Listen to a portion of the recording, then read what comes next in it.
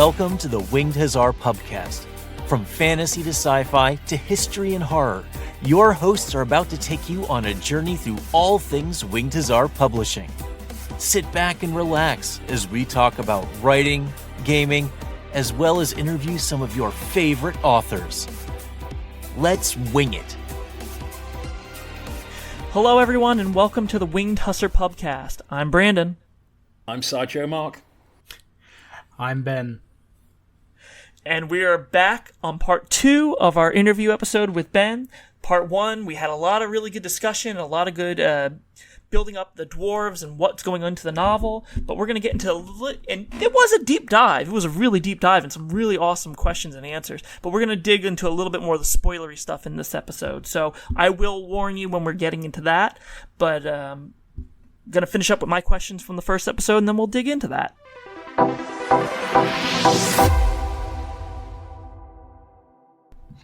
All right, so Ben, you've had some really good questions about the novel, but I want to, because we're working in a franchise setting, I want to ask you some of the questions that, we've answered before, but I want, for the sake of our audience, I want to ask you here about working with Mantic, because this is set in their universe, and, you don't necessarily have free roam of the universe you're writing, and you have to play by sandbox rules. You have to make sure that you're keeping within their realm of what they want. So, this novel is kind of one of it's not our first, but it's one of the big plot progression novels that we've had. This is going to be the third. The first one was Rise of the Celestians, which set up the backstory of the Kings of War universe and kind of actually touched on what you were talking about how each faction has a level playing field. And that's actually thanks to the Celestians. So if you want to learn more about that, make sure you check that novel out. The second one was Broken Alliance. That was another Mantic pitch novel where they wanted to move the story of the Halflings and the League of Rordia forward. And for those that don't know, League of Rordia was kind of like, it was a human and halfling faction that existed in the world of Mantic, but they didn't really do a lot with it. It was kind of just like a secondary army that there were rules for, but there were no minis. And then Mantic came out with the Halfling army miniatures, and they asked us if we could do a novel to tie in with that. And so Scott Washburn, the author of that one, worked with Mantic to make sure that the novel coexisted and tied in with the characters, the rules, and the minis and everything. And so that was the second big Mantic novel that we did. All the other novels up to this point have kind of been just authors have pitched ideas, we've approved them, and then they've kind of told a story within the universe, making sure to adhere to the rules. Now this one, Pride of a King, as we talked about in the first episode, this was kind of Mantic's idea more or less to say, hey, this is kind of what we want to see. And then Ben, you kind of ran with your idea from there. What was your relationship like working with Mantic and, going back and forth with them? And how does it feel to write a novel with such big ramifications on the actual plot of the Kings of War universe? Yeah. Well, so I'll start off with kind of like how it's like to work with Mantic. It's interesting working with them. They're the only company that I've ever worked with as far as writing novels and such. I've worked with other companies on other things, but never in regards to specifically their lore or anything along those lines.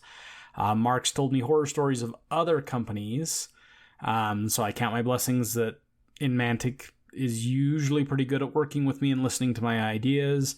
They don't always agree with those ideas, but they do respond, and there is a dialogue between us. They're also a really small company that is doing things that would make bigger companies envious, so they've got a lot on their plate, and they don't have a huge team to handle it all. So that has its good and bad parts that come with that. That being said, I do love that they are utilizing novels to shape their lore, because I will say this, I always hated reading Black Library books from GW, and how they were almost always different from the lore in the rule books on significant details in some cases, as if the story was different in the novels than it was for the game. And it made me feel like it was a bit futile to read the books because they never matched up, and this would happen more frequently than was, useful, the game would quickly retcon anything that the novels did, and it largely became pointless to read the novels unless you enjoyed the fiction, which that's as good a reason as any to read a book, but I'm just saying if you were reading it from a lore perspective, it felt frustrating that you would invest this time into these characters and then it would change within the game. Plus, and here's a kicker, and here's an important thing to keep in mind for the upcoming books, is that you always knew that certain characters would survive because named characters in the game were essentially immortal. And this is not the case with Mantic. So keep that in mind. Yeah, we've been told we have free reign to, kill characters as we see fit. I'm not saying who, what, when, or where, but that is something different. And, this is not to the extent as, let's say, when we were working with Wild West Exodus, nobody was safe. Absolutely nobody. But here, it's kind of like use them as pawns, more or less. You have these characters, use them as you want, kill them as you need. Exactly. And it's not going to be straight up Game of Thrones. I will say that. We are not going to have any red weddings or anything along those lines that people need to be. Oh, God. There will be no rage quitting based on that. But nobody's really 100% safe. So there is that sense of urgency within the narrative because you don't know. And here's the nice thing is that Mantic, for the most part, has not directly spoiled any of those revelations. They have not stated any of these things. So as you're reading this novel, keep in mind that things might happen that you aren't expecting. I am a firm believer that if a character, that they're going to make it out, it robs any kind of tension from the scene. And I always hated that about certain stories, like for example, Supernatural. I watched most of the seasons of that, but by the end I was like, yes, we know they're going to die, and hey, good luck, they're going to be back. Maybe 2 to 3 episodes. They might even have a half-season arc on how they got one of them back. But by the end of the season, everything's going to be tied up, and the 2 brothers are going to be back. And it just made it so I was like, yeah, it's scary, but is it? Is it? Not really. So that is something that's important to keep in mind as you are reading these books, is that nobody is safe. And that's a fair point. It's something, and I've mentioned I'm not a huge fan of using death as a vehicle, but you look at, and we've talked about this, I think, on the first or second episode, you look at characters like Jean Grey who are constantly dying and coming back, dying, coming back. It robs any type of emotions out of it. But if you use it for a specific reason, it's got its value, and I can appreciate that. So speaking of working with Mantic, what were you told specifically not to do certain things, or did they give you direction of what the dwarves were not like or what they were like? And I bring this up because we talked about I think it was the last episode, that when we first started doing these novels, a lot of submissions were for the brother mark. Or not when it was actually called the Brotherhood, and Mantic said right off the bat, nope, we're not doing any Brotherhood novels, and I had to nix a whole bunch of submissions. So what were your ramifications of what you were and weren't allowed to do, or what you were told the dwarves were and weren't like? One thing that was helpful is that I'd already written Drowned Secrets. It had already been approved. I'd already worked with Mantic, and so I'd kind of earned that, I don't want to say approval, but that repertoire between us, that I was willing to work with them. You're capable. And that I was capable. Yeah, that's a good way of putting it. And so as a result, there was that level of trust going into this on top. But as I came in, there were some stipulations, such as one thing that they really wanted to make sure was not happening is that the dwarves were not allowed to be Scottish. That was a big one. Interesting. They are not allowed to be Scottish because that's the caricature, every dwarf is a Scotsman kind of thing. And it was like, we don't want that. That was a good accent. Well, thank you. You should be proud of that. That was good. Well, I appreciate that. But in regards to that, they're like, no, dwarves are Welsh-based. And so I had to do a lot of research into Welsh storytelling conventions. One of the things I do is I have a lot of poems and songs that I insert into this because I'm a literature nut. I've studied English literature for well over half my life now, and in great detail. So I love that. I know that for a culture to exist, it needs to have songs, it needs to have poetry, it needs to have theater and plays and things that help embody the values that they have. And so I looked at Welsh tradition, and I realized that they're not as morose as the Irish and some of the other cultures that dwarves have been based on, especially the pseudo Scottish Viking vibe that they have in a lot of worlds. And so I tried to embody that and while the dwarves in this situation, this is a very heavy subject matter kind of book, and as a result they aren't going to be singing happy songs all the time, but I do try to include the same kind of meter and rhyme as certain traditional Welsh stories. I even looked up types of poetry that were common, and I created a song entirely about just to insert for cultural reference within there, that was based off the same rhyme scheme, the same rhyme meter, same kind of couplets and everything along those lines, because I felt like that was an important thing to do, and so I had to do that for my own personal needs. On top of that, but beyond that, actually, the dwarf culture and the dwarf lore was surprisingly underdeveloped by the time that I was given rein to go into this. And Mike Rossi actually got the green light for his dwarf novel at around the same time. And so he and I worked together almost concurrently on our novels as we were going through this, and we worked together to establish a lot of dwarf culture. And we came up with just files upon files of different nuanced aspects of the culture.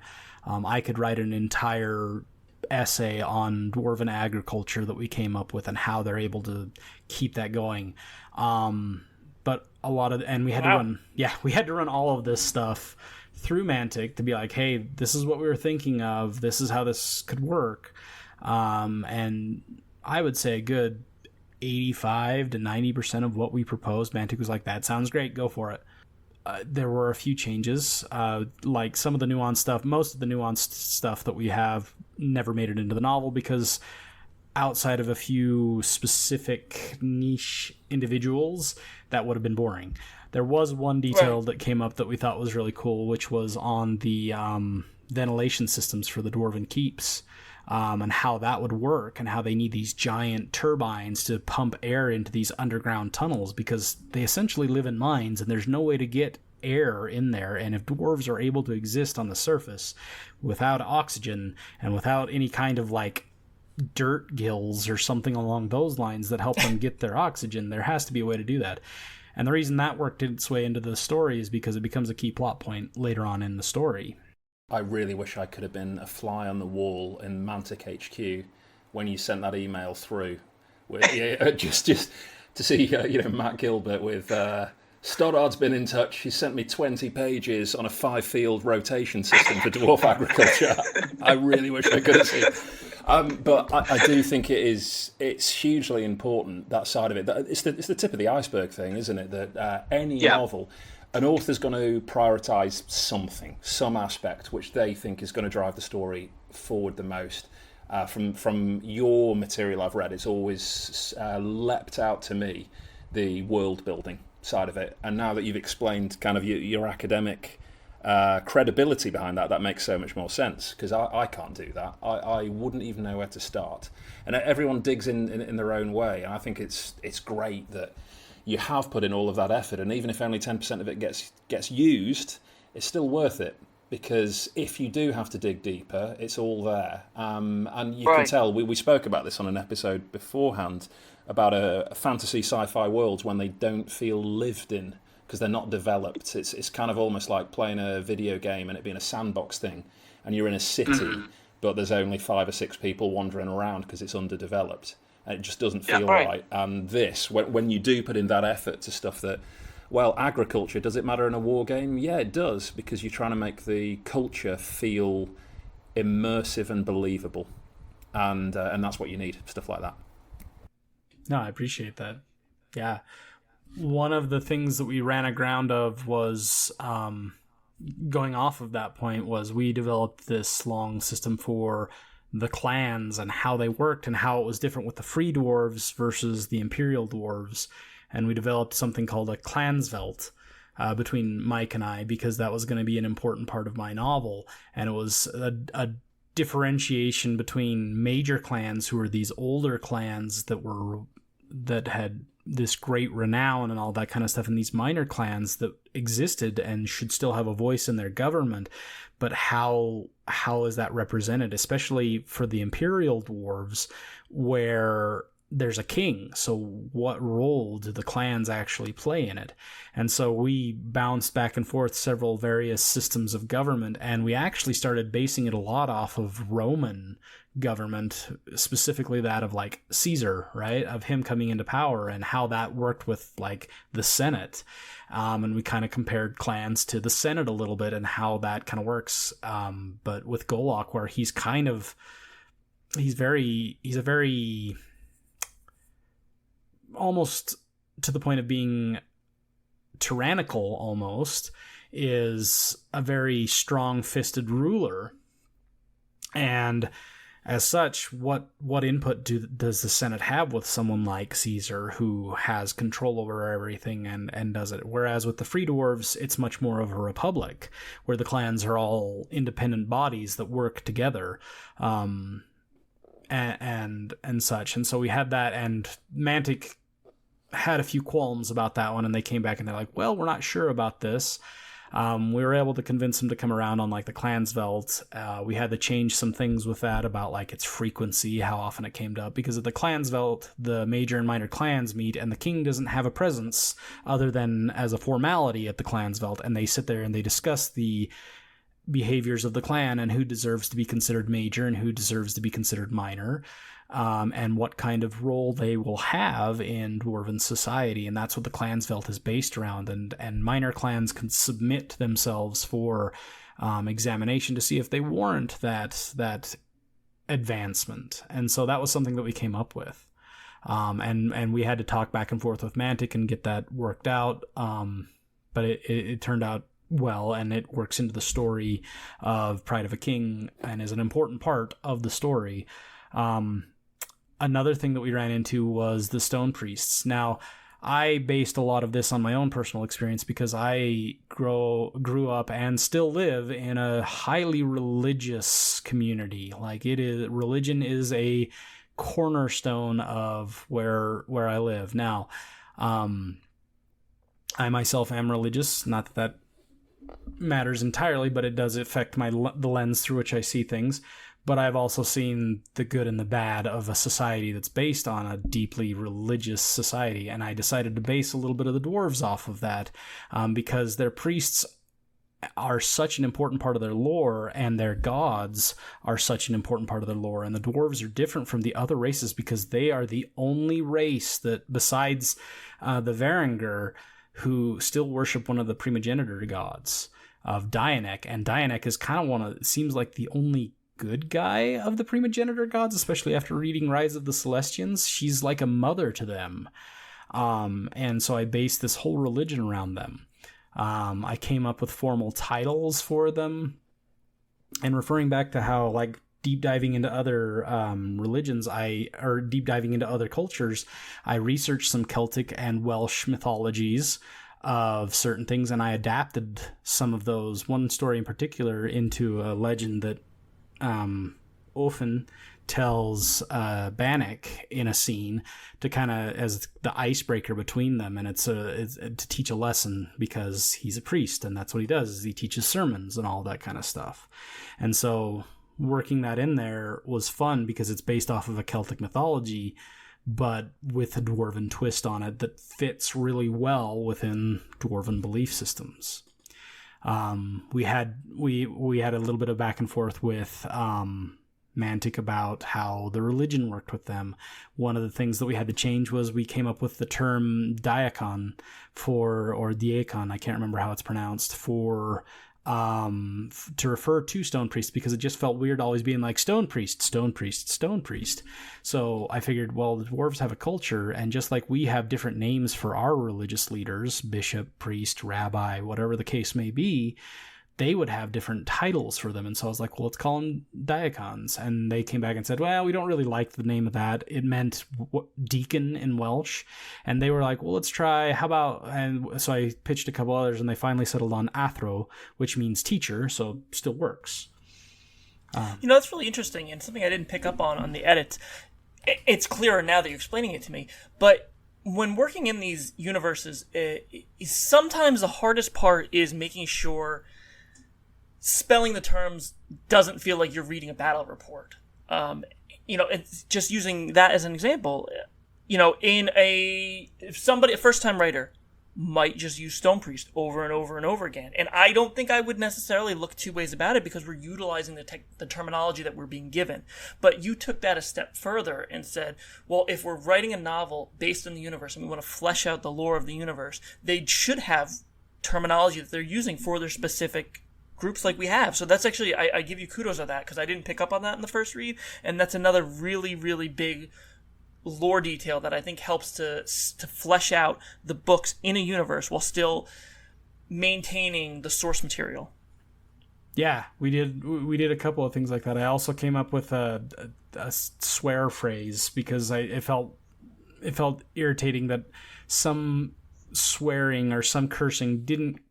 It sounded like they were, guys sitting around the back porch talking to each other rather than, a fantasy setting. So I was like, well, let's come up with one that's like a stronger variation of like, damn it. And it was Ufran was one. And they say that periodically throughout the thing. And it's just little tidbits like that because language is such an important thing. I'm also a linguist. I speak Spanish and English. And so I have that comparison. I've learned a little bit of Japanese to kind of give something that's not a romantic language. And so I've got these comparisons that I do for it. And I think that's an important part of culture is language and how things are expressed. So definitely agree with you there. That's one of the things I'm always trying to push authors on, especially in science fiction settings. I'm like, there has to be, slang and cursing is always something. I always look at Dan Abnett, for example, where he used Theth. Theth was always like his go-to curse in Gaunt's Ghosts. And, if a kid's reading that novel, they can say Theth and it doesn't mean anything. I mean, it's you can kind of use context clues to tell what it actually means. But if kids walking around going Theth, he's not offending anybody. But if a kid's walking around and using the F word and the S word, it's like, whoa, hold on, you're using language you really shouldn't be using. So it's the same context here. You want to make these books appropriate for all audiences and give the factions that you're writing about, the races and species that you're writing about, more depth. So create your own language. And you don't have to go completely, they're not speaking English. Just create little words that you seed in like you did, and it makes it feel so much more lived in and fleshed out. Yeah, no, I agree. I extend that even to, like, if you go back and look at Drowned Secrets, the way in which Magdalene speaks and the way in which the naiads speak is meant to. I took kind of like a Spanish twist on it and I rearranged the syntax and I made it so that they wouldn't fit because I feel like that's an important detail that's missing from a lot of, especially IP fiction kind of thing, is that people don't take it that extra step and add that layer to the world to give it that lived in feel, right? Because in reality, languages have different ways of expressing and accents are expressed in different ways other than lilting tones kind of thing. Let's slide into a quick break, and then we'll come back and talk about some more spoiler-esque aspects of the novel.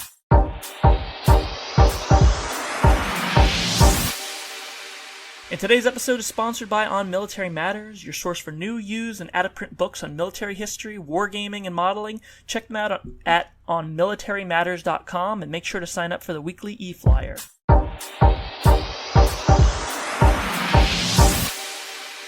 Alright, so this is going to be a first of Winged Hussar kind, I'm going to say, because we've never really done a spoilery deep dive on any of the shows we've gone on. And I don't want to go too deep, but there's a lot of things I do want to touch on, just because we have this platform to do it. One of the things I've brought up on multiple episodes, and just anytime I'm talking about lore building, there's a lot that we've talked about in this episode that people can look at in the future, but the game that you had Bannock and Ashal? No. What's Grumman Ashtal. Grumman. That's it. The game you had Bannock and Grumman playing in the dungeon is it's such a little minor detail, but it's an official now game in the Kings of War universe that when I read it, I was just like, this is so cool. He made a game, and now it's a lore detail. This is the things that people should be looking for when they're talking about like what the lore is. It's not a big, overwhelming, like, oh, here's this thing, but it's just such a minor detail that was used to further a plot point, and now it's an official canon thing that I think was really cool. It's, how do you pronounce it? Kiswult? It's pronounced Kesult.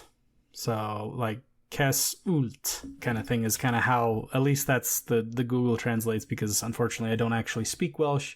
I'm trying to pick it up. Trying to pick up different aspects of it and trying to get like the accent down and all that kind of stuff, because I think that's important. But yeah, it's Kesult is how it was pronounced. I was going to say, I wanted to, like, that was supposed to be a springboard to talk about some bigger, like, details that you see it in and, like, fleshing out, but we kind of hit it out of the park with the first half of it. So that's just, I wanted to bring that up. I wanted to make sure we talked about it, because I've talked about it on almost every other episode we've done, just as an example of lore building and world fleshing. That's awesome. Yeah, if you want, I can talk a little bit about it. Just, I knew that players were, this is for a wargaming demographic, so why not put a kind of war game in there? On top of that, chess in one form or another, it's one of the constants throughout all cultures that have ever existed. A form of a chess-like game has been invented by every society that has ever existed that we have records of. Doesn't matter which one. And so it would make sense that the dwarves would have that. And our player base that reads these books would understand the idea of a peace trading game, because that's what Kings of War is. And so we humans love our games. Dwarves also love those kind of things. And so why not use that? And you say it perfectly. It's a plot point, because it's a way of me recapping and explaining the antagonist's plot or plan without him twirling his mustache and cackling the whole time.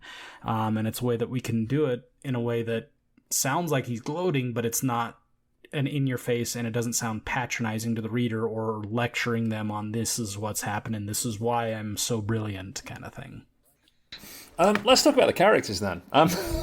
Previous episode then, we've spoken about, and it's a bit of a gross oversimplification sometimes, about dividing stories into plot, character and theme and that sort of thing. And different authors will, if you were to take the Venn diagram of your story, will split it up and will prioritise different areas over others. But the characters in this were all really engaging, but they weren't, to start with at least, yours, which must have been a bit of a weird thing to do. Of these characters, which were the most fun to write and which ones were the most tricky, do you think? The funnest and the one that I connected with the most was Bannock, just because I read his backstory in the lore. I saw what his backstory was, and that honestly, he has a lot of trauma that he's carrying around. You have to, if you're going to literally exile yourself from society, something bad has to have happened to you. I also saw him as an outlier of society, which I relate to fairly well, because, you know, I think we've all experienced that moments where we feel like we're sitting on the fringe of the society of which we're part, and we don't quite mesh well. I love Terry Pratchett. He's one of my favorite authors of all time. I wrote part of my master's thesis on his book, The We Free Men, and there's a quote in there that I just love. There's two quotes that I think apply here. One of them is, you know, he's like, where Tiffany, the main character, is this standoffish little girl, and she's talking to another person who's this kind of wise older woman, and she's got her Scottish brogue and all that kind of stuff that she talks to her, and she's like, you've got that wee little bitty bit inside of you that doesn't melt and flow with the rest of society. You're the kind of person that sits in the corner with your wee drink and just watches everybody else. And that resonated with me. I'm like, oh, I've felt that. And I think Bannock is the same way. He's somebody that's an observer. He's got trauma. He's exiled himself from the community. But even though that's a self-imposed thing, there's still that desire for companionship. That is a universal thing.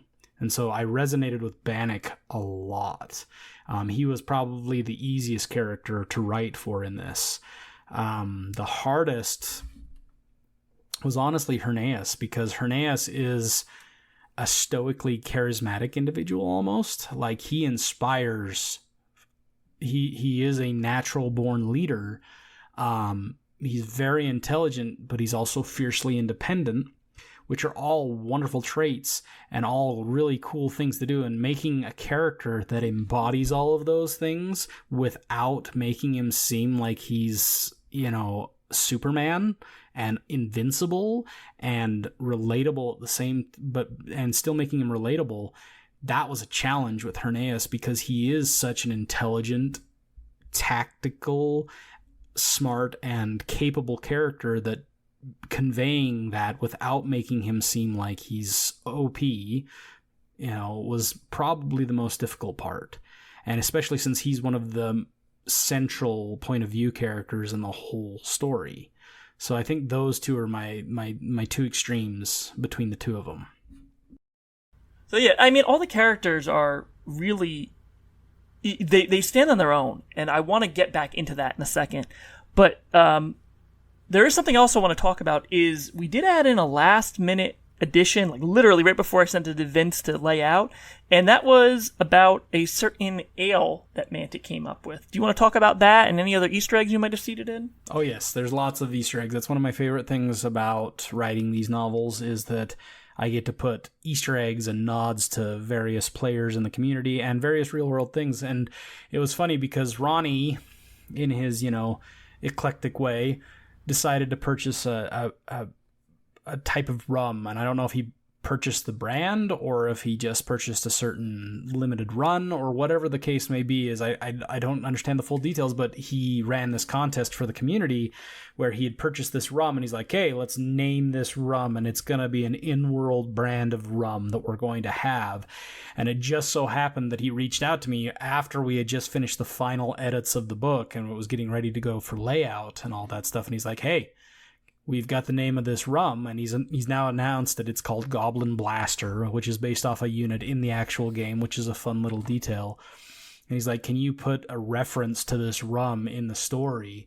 And I was like, yeah, I think I can manage that. So we have it so that because it's on the back cover of the thing, so I don't know if this is super spoilerific, but after they retake Kulgen, which is what the opening part of the story is about, it talks about how they found a stockpile of this Goblin Blaster rum, and that is Sverry's favorite drink. And he has it in this in future scenes that have yet to make an appearance. But he spoiler, but it becomes Sverry's favorite drink, and it's referenced how it's, this famous drink that's renowned throughout the world, and it's super expensive. One soldier could spend his whole monthly wages and not be able to afford a bottle, kind of thing. So it's this really nice thing, and Sverry shares that with the surviving troops that helped him retake Kulgen. So there's a big celebration with it and all that kind of stuff, which is kind of a fun detail because you can actually buy or win. I don't know if you can buy, but you can actually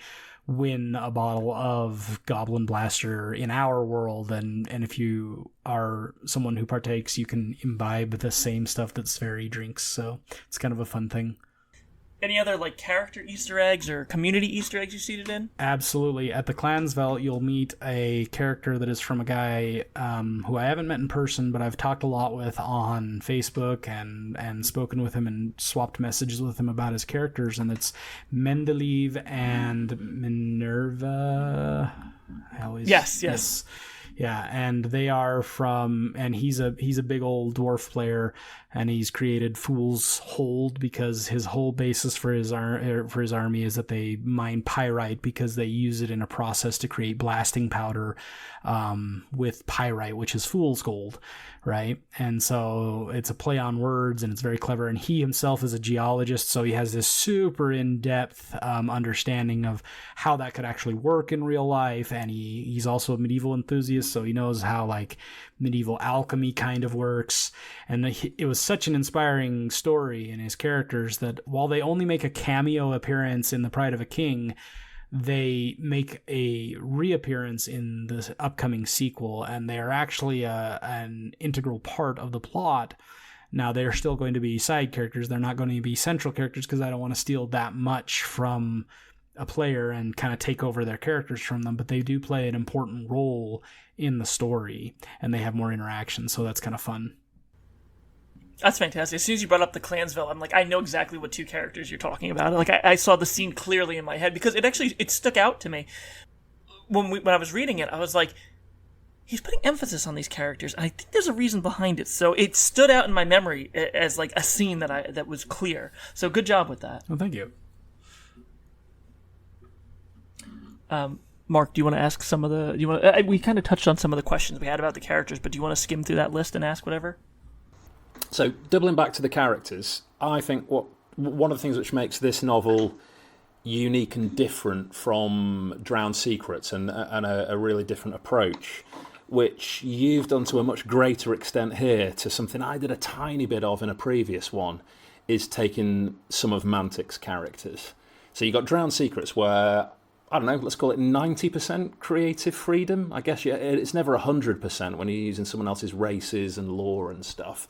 Right. But here, that percentage drops quite a lot, potentially, depending on how much Mantic want to hand over. I've had conversations with other franchises where they say, "Whoa, this is one of our heavy hitters. You need to be careful how you're doing this," or "Meh, don't really care. Do what you want." So, how much creative freedom did you have with these named characters, and how did you find that whole creative process in taking a fictitious person who already has a few pages of backstory compared to creating something from scratch? So, honestly, they're both different parts of the same wheelhouse, because with the creative freedom, there's a lot of weight with that, because any problems with the character, that's on you kind of thing, or anything along those lines. Whereas that's a different kind of weight with a character that's already established, where you're taking, 1 or 2 pages of lore and turning that into a fully formed persona. And if you do it wrong, you're going to have, pitchforks and torches outside your house with people complaining about, how that's not my Bannock, or that's not my Herneas, or my Sverri, or whatever the case may be.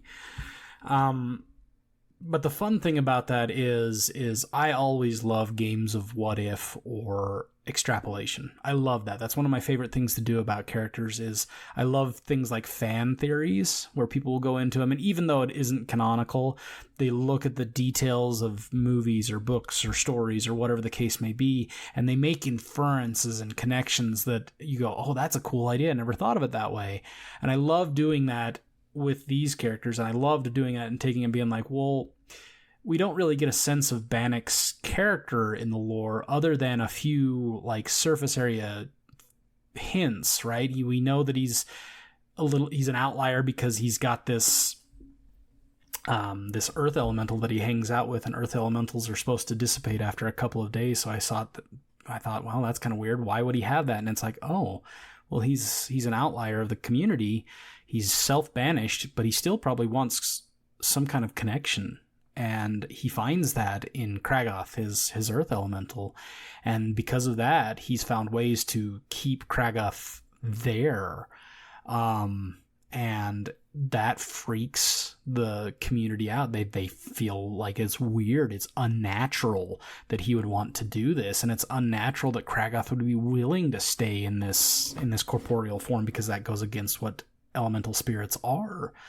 And so building these different ideas just off of like a couple of pages of notes and articles on them, where we haven't really seen Bannock interact with other people on anything other than a battle level kind of thing, has been a lot of fun. Whereas with Ashal, I had to figure out, well, why is she motivated? What's she doing? How come she's not with the Naiads? Why does she behave the way that she does? And that was completely from scratch. Whereas having these few prompts, if you will, was a lot of fun. Plus, then you started to see parallels. Like Herneas and Bannock both have similar situations in which they screwed up big time in their past, and they both interpret it different ways. Bannock went into self-exile. Herneas looked at that and went, I messed up. I need to fix this. And it made him a better leader as a result and led him to where he is now. And so it was kind of an interesting mirror to look at how these two characters have similar instances in their background, but how can they take it and still be uniquely distinct and not just be, happy Bannock and sad Bannock as a result, or whatever the case may be. So I enjoyed that aspect, that it was like a puzzle, and I liked picking it apart and putting it back together and looking at it from different angles. So I kind of really enjoyed that aspect of it. Just like I enjoyed the whole idea of building the characters from the ground up and having complete 100% say in what they say or how they act and what they are. So there's advantages to both. I feel like there's more impetus to get it right, though, when you're playing with someone else's IP and someone else's character that they've created. Yours are more major characters. I borrowed a couple of Mantic ones for a novel I did a little while back called Hero Falling, where there was two characters from... Oh, how have I forgotten the name of that dungeon crawler? Dungeon Saga. Thank you. I borrowed a couple of really minor Dungeon Saga characters, and I was kind of like, I had that thought to start with, whereas I compare that to an Infinity novel I'm writing now, where I've almost kind of borrowed Han Solo. It's like, wow, I've got to get this right. This is a major, major character. But with Hero Falling, it's like, can anyone in the entire player base name these two minor characters that are hidden away in an expansion set for Dungeon Saga? Whereas what you've got are some proper, heavy hitters, which people use at tournaments and people care about, and yeah, I think there's more of a, without putting pressure on, there's more of a weight of responsibility on that when they're more kind of loved and used in the community, I guess. Absolutely, and I would even go so far as to say that you have a responsibility to those players, while still maintaining that artistic integrity of creating something that's real and not just fan service, because just fan service might make a few people happy, but it's not a compelling story, whereas making a compelling story might upset some fans. So finding that balance in between those two things. And I'm fully prepared to take some heat, because I guarantee that some people are going to be like, that's not at all how I pictured Garrick or Bannock or Sverri or any of those guys to behave or think or act. I feel like I've tried, at the very least. I can always say that I have given my full effort into creating an authentic and reliable creation from what Mantic has given us from the start.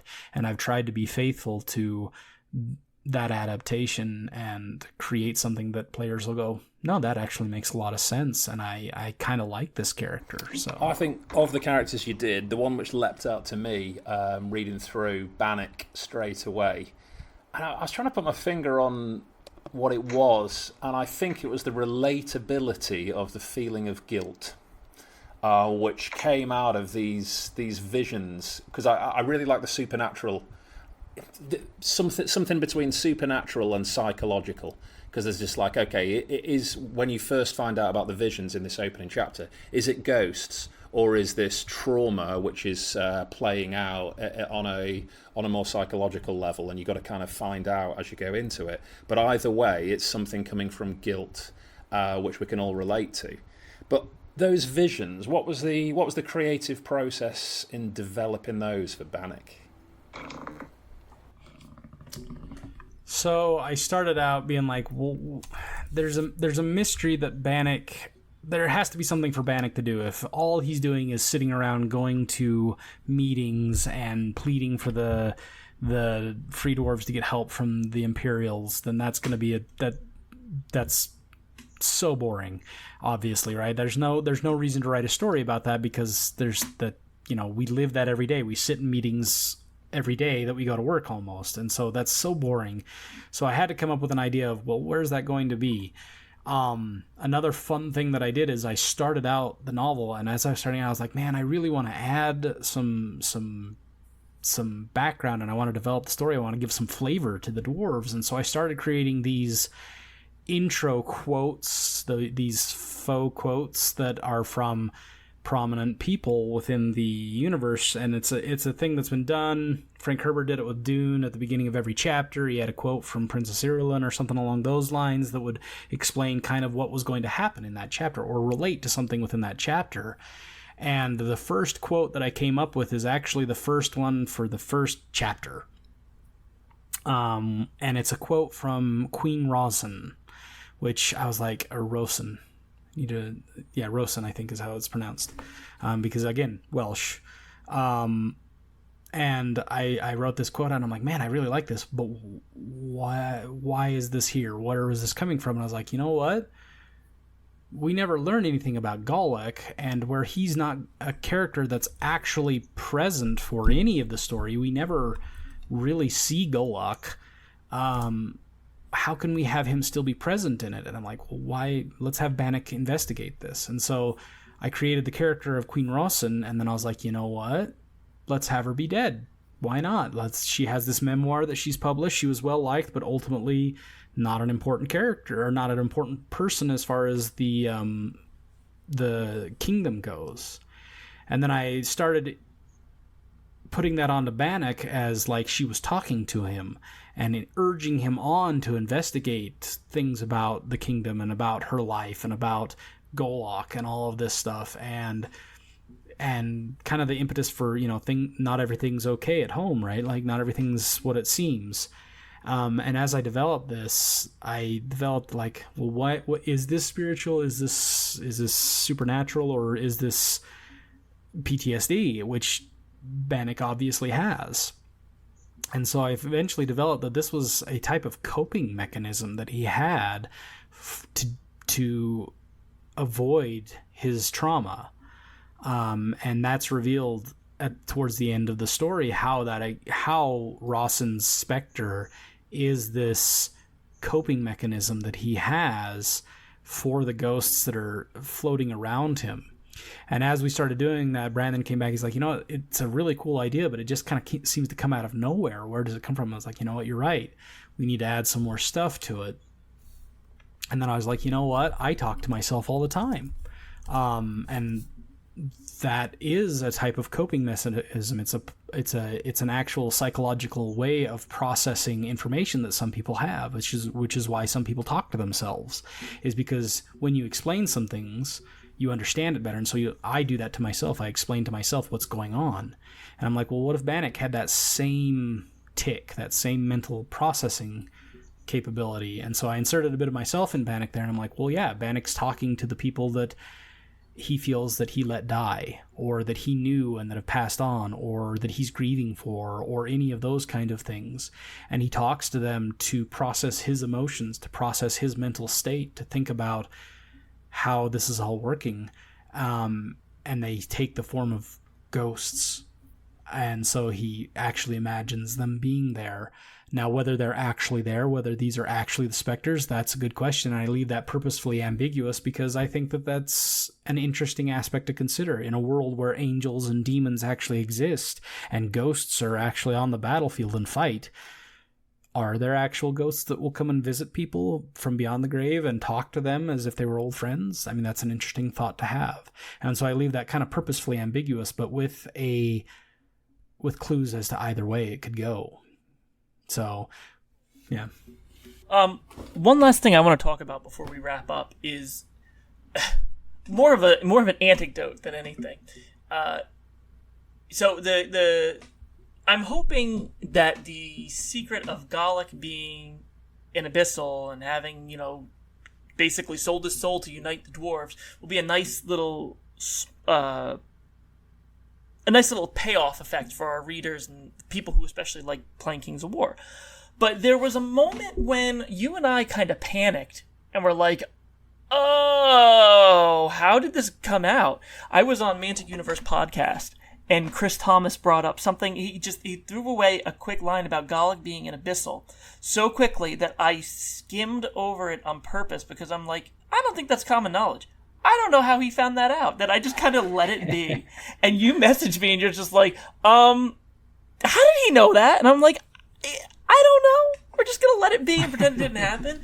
And I don't think we've heard about it again since. And I don't think anybody has mentioned that. But it was one of those things that I was just like, with everything we work on, we're under an NDA. And, all of the authors have signed NDAs at some point saying like, we're not going to talk about the big details to the general public because we don't want to spoil anything, especially like what the future plans with Mantic are. So it was one of those things that I think that, we did a great job of keeping that under wraps. I tried teasing that there were going to be big reveals, but that was the first time it actually came out that somebody was like, yeah, so Golek's an abyssal. And I'm like, excuse me, what? So yeah, I remember that. I know it was very relieving when Mike, who does all of our reviews, Mike, what's his last name? Is his screen name? Oh, Mike Carter. Mike Carter. Thank you. Oh. Yeah, I could not remember his last name there for a second, but he messaged us and he started talking about it, and he's like, "Holy crap, Golok's an Abyssal." I was like, "Whew, okay." It is still a reveal to somebody, especially somebody like Michael Carter, who knows the lore and is involved in the community and knows people in it, that he didn't know that. I was like, okay, it isn't common knowledge. We're okay. That was a big relief. And, Chris might have just been throwing it off as an offhanded comment, as a joke. And maybe he was kind of surprised when I blushed over it, too. I don't know. I didn't talk to him about it because I didn't really want to make it a big thing. Mm-hmm. I didn't want to be like, how did you find out about that? And I also didn't want to be like, I was just like, I'll just leave it alone. So this is the first I've talked about that since. So hopefully, it was good to hear Mike was surprised. So yeah, all's well that ends well with that one. Right. No, it was good. And honestly, if you read the lore, it makes 100% sense that it works out that way, because Golok, he's kind of an ass. And that's actually something that's really interesting, because we talked about how it's weird that we did a dwarf spy novel, but it makes sense because the dwarves are a very blunt and straightforward race. That's what the lore says about them. But they have a king who rose to the throne through subterfuge, through lying and bribing and manipulating and marrying his way to the top. And it's like, well, no wonder Golok was successful, because the dwarves were totally taken aback by this. They had no idea how to react to it because they'd never encountered that before. And any time that they had, it ended up with an abyssal being formed. And so, hey, foreshadowing, maybe Golok isn't as good of a king as he should be, right? Depending on your values. Ben, we've had 2 really fantastic episodes talking about this novel. I'm really excited to hear what people think. I've been building this up as much as I possibly can. And I really want to get you on more to talk about Bride of a King. And, we can talk about some other stuff. And, absolutely. We'll talk about Drowned Secrets at some point. Talk about the sequel to this, because it's the first in a trilogy. But I think we've done a lot of talking, and we'll have to wrap this up here and definitely talk about more in the future. But before we go, Mark and I just have we're trying this out. We've got some quick fire questions we want to ask.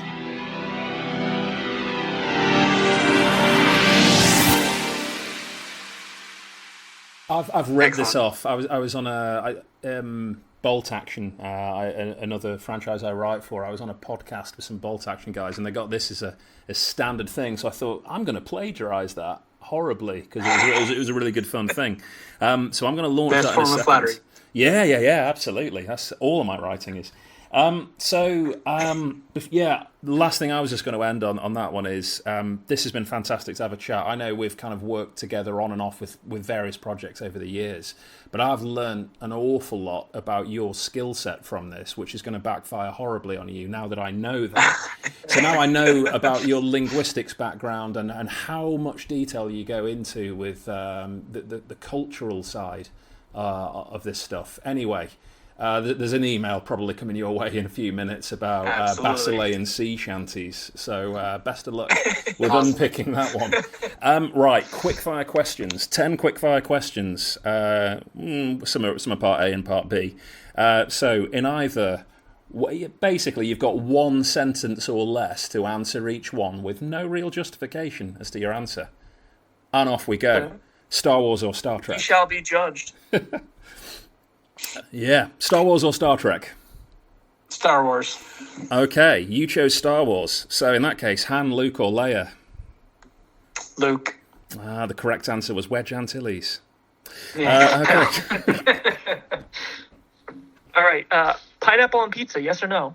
No, absolutely not. That was the correct answer. Okay. False. Okay. Aliens have invaded, and the only way for you to save Earth is to turn your back on fantasy wargaming and go to the historic wargaming circuit. What historic era are you going to play in? Oh, that one's hard. Immediately off the bat, feudal Japan. It's an old question, but I'm asking anyway. If you could talk to anyone, alive or dead, who would it be? Terry Pratchett. Okay, let's throw in an awkward hand grenade. You've got to pick one. tournament play or non-competitive friendly play? That one's hard. I really enjoy tournament play, but I love running campaigns.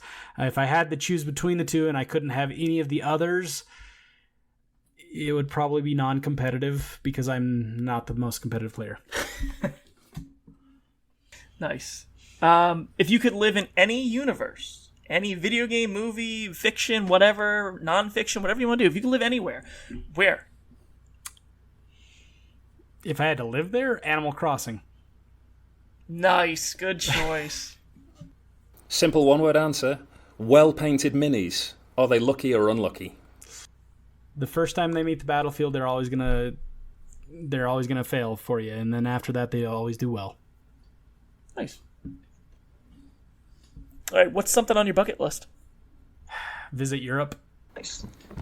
Okay, last one from me then. We've established you are a Kings of War man. What's your second go-to gaming system after Kings of War? Big PS4 Final Fantasy fan. That's my main one, Yes. I'd probably say. Oh my god, between the three of us, we can have an episode on Final Fantasy then. That's right. Don't get me started on that. Don't give me ideas because I'm a huge Final Fantasy stan, so that could open some really crazy doors. Anyway, what's one thing that can make your day instantly better? Good food. Nice. All right, and before we end the show, Ben, do you want to plug your tournament? Just keep in mind this episode is going to air once the book launches, so I don't know if that might be after the tournament, but you can still pitch it anyway. It is after the tournament, so this is going to come out after the tournament. My tournament's coming up in almost literally a month, in October 13th, Friday the 13th. So it'll, good background there. But it's Refugees of the Old World. The idea behind it is I live in the butt crack of nowhere. I am literally 4 hours from the nearest major airport, driving on a freeway going 85 miles an hour kind of thing. I literally live in the middle of potato land. And so there isn't a whole lot of stuff around us, like events and stuff like that. And I travel all over the country. I go to events all over the country, made friends all over the United States and through this hobby. And other countries like Mark, for example, and it's been a great experience. I think this has been one of the most enriching communities I've ever been in because of that. And as I go to these tournaments, I pick up little tidbits of things that I think are really cool, like special characters that are just for the tournament, and alternate objectives and special scenarios, and scoring systems, and I bring that back and I create my tournament so that my local players can enjoy some of these things and get excited about that, and hopefully inspire a few of them to travel around and get more involved in the community as well. And it's called Refugees of the Old World because it was formed based off the impetus of Games Workshop detonating the old world and leaving us without a game to play with all of these miniatures that we had. And that's when our group found Kings of War. We're one of the classic Sundering origin stories. And so I was like, well, I'm going to make my tournament based off that. We're called Refugees of the Old World because that's what Kings of War was for us, was a refuge. And so that's where that title came from. That's been my main project for the past. I do all the stuff for it. Like I paint up all the trophies for it. Those are all done by me. I purchase them through 3D printers or other companies that I like the miniature, but I will paint up the trophies we give out, except for the main one, which is a sword that I have engraved so everybody can see your accomplishments, and just all sorts of fun things like that. It's just a good time. We hang out all weekend long. I get to see people that I only get to see a couple times a year, and it's just a blast. I enjoy it immensely. And I would say to anybody who's considering playing Kings of War, please go to a tournament. I know the whole purpose is not to win the tournament. I go to tournaments, and at best I end up in the middle of the pack. Like the best I've ever gotten is third place overall, and that was on an extremely lucky weekend and just really doing well that weekend. And I love going to tournaments. They're so much fun. You get to meet some of the coolest people. The Kings of War community is honestly one of the best hobby communities, and I've been in everything from historical reenactment groups, stage and theater groups, gaming groups, video game groups, online, everything. I've been in a ton of groups, and I will say without a doubt that Kings of War, the community, the reason that I have so much passion for the lore and for the game itself is because the community is phenomenal as far as one-on-one interactions. So yeah, it's great. So if you are even slightly interested in Kings of War, I urge you, get a hold of somebody that's running a tournament that's near you. You don't have to drive the 5, 6, 7, 8 hours that I do to get to one, but if you can find one within a short distance from you, get a hold of the TO and say, hey, I'm really looking to get into Kings of War. Could you maybe help me figure out how to get involved and how to get to your tournament, and have somebody show me the ropes once I got there? And I guarantee you that TO, especially if it's one of the bigger tournaments, which is an interesting thing, that TO is going to sit down with you and be like, yeah, here's the guy that you're going to talk to. He'll find you. He's going to show you around. He's going to make sure that you go to all the good spots to eat in the town that you're going to, and you're going to have a good time. So I can't plug the Kings of War community enough. Nice. So, yeah, if you are interested in Pride of a King, it is available through Amazon, Barnes & Noble, Winged Hustlers, WHPSupplyRoom.com, all major book retailers. Ben's other novel is Drowned Secrets, which is about naiads, which is the underwater force for mer people, more or less, for Kings of War. And Ben has a short story coming out in a horror anthology this year, too, with some other big names like Graham McNeil and C.L. Werner. So definitely look forward to that as well. Yeah. Ben, where can where can anybody get in touch with you if they're interested in the tournament or learning more about Kings of War in general? You can get a hold of me on Facebook. I'm usually pretty active on the Fanatics page or any of the other group pages. There's the Countercharge Discord server. I'm known as Falling Sledge is my screen name on that. So I have a picture of an Oriental Dragon as my screen picture. You can get a hold of me there. Also, you can email me at refugeesoftheoldeworlde@gmail.com. Now, keep in mind there's an extra E after old and world because, I tried to be fancy with that and have regretted it ever since I have put the thing on a website and an email and all that stuff because people always forget that. So it's Refugees of the Old World, old with an extra E, world with an extra E at the end of those, at gmail.com. And I'm happy to answer any questions that anybody might have about anything within the Kings of War universe. All right, but anyway, so that has been our first author interview in 2 pieces. We were really excited about this. We had a lot of fun. Thanks for listening, and we will catch you guys in the next one. I'm Brandon.